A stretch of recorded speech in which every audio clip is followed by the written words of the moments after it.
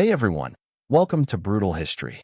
Tonight, we're sailing back in time, through cold winds and misty oceans, to trace the footsteps of forgotten explorers. We all know that in 1492, Christopher Columbus reached the Caribbean shores. But what if that story is only half the truth? What if warriors from the north had already touched the soil of a new world centuries before him? Today, we blend ancient legends with modern archaeology to uncover the real first discoverers of America. So get comfortable, lay back, and drift with us. I Sleep with History begins now. History books begin the tale of America with Columbus. But what if the true beginning is hidden in older sagas, ones written centuries earlier? Scandinavian stories from the 13th century suggest that Europeans reached American shores 500 years before Columbus.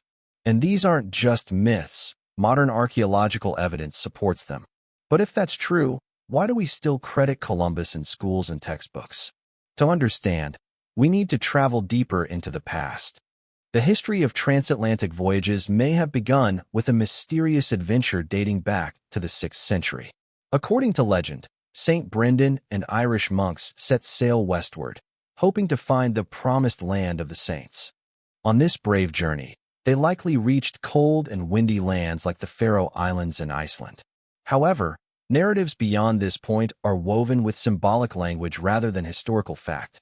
Were the icebergs, giant whales, and erupting volcanoes they encountered metaphors, or were they real places they saw? We still don't know for sure. But there was a crucial distinction. These monks were not settlers. They were pilgrims who set out with a spiritual purpose. Those who came after them had a completely different goal, the Vikings. They ventured into these unknown waters with a desire to discover new lands, expand trade networks, and establish settlements. They were ready not only to explore, but also to put down roots and leave lasting marks on these new territories. These two different journeys represented two distinct faces of the Atlantic: faith and adventure. In the late 8th century, the cold winds of Viking raids began to spread terror along the coasts of Britain. However, these seafaring warriors did not settle for merely chasing plunder. Soon after, they set their sights much farther, toward the unknown west. The first major stop on their epic journey was the misty and isolated Faroe Islands, which were filled with sheep left behind by the Irish monks. The Vikings gave the place a name that perfectly reflected its nature: Faroe, meaning sheep islands.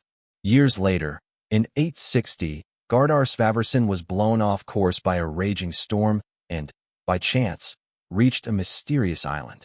Not long after, another brave explorer named Floki Vilgerarsson attempted to settle the island, but was confronted by a harsh winter and ice-choked waters.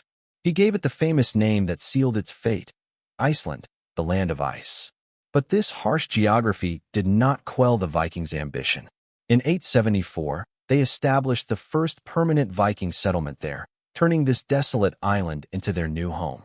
However, their gaze was not destined to stop at the icy shores of Iceland. A much larger world lay beyond the ocean, waiting to be discovered. The next target lay even further west. Erik the Red, exiled from Iceland for manslaughter, decided to explore new lands he had heard about: Greenland. For 3 years, he meticulously studied the icy island's coastlines and its potential for settlement.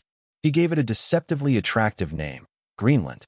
The name wasn't chosen because the land was green, but because it was a clever marketing strategy designed to lure new settlers and make the colony appealing. And it worked. When Erik returned with a fleet of 25 ships, only 14 survived the perilous journey. Despite the losses, this voyage led to the birth of a new Viking colony. The brave explorers who settled in Greenland had thus sown the seeds of a new civilization after Iceland.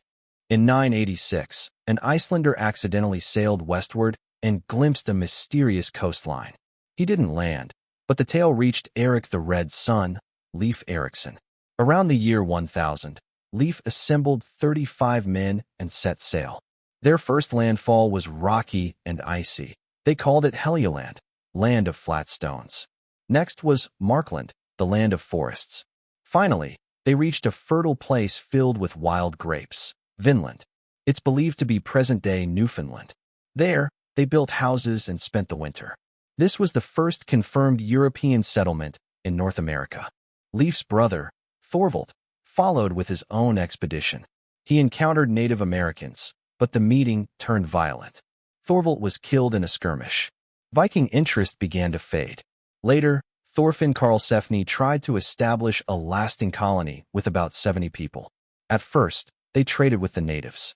But then conflict broke out. Vikings claimed the locals tried to steal their weapons. Tensions escalated, and battles followed. Though they defended themselves, they realized they couldn't stay. Thorfinn returned to Iceland with his family. The dream of a permanent American colony died there.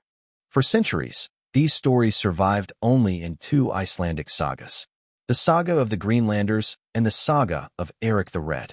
Historians dismissed them as folklore. But everything changed in 1960. In Newfoundland, Canada, archaeologists unearthed a Viking settlement, Lance aux Meadows. 7 longhouses, iron workshops, Norse craftsmanship. It was real. Vikings had reached America 500 years before Columbus. So why do we still learn that Columbus discovered America? Because Columbus's voyage had permanence. The Vikings came, explored, and left. No cities, no empires, no global awareness. Their achievements faded into legend. Columbus's arrival launched colonies, trade routes, and conquests. He changed the world and history remembered. But that doesn't diminish what the Vikings did.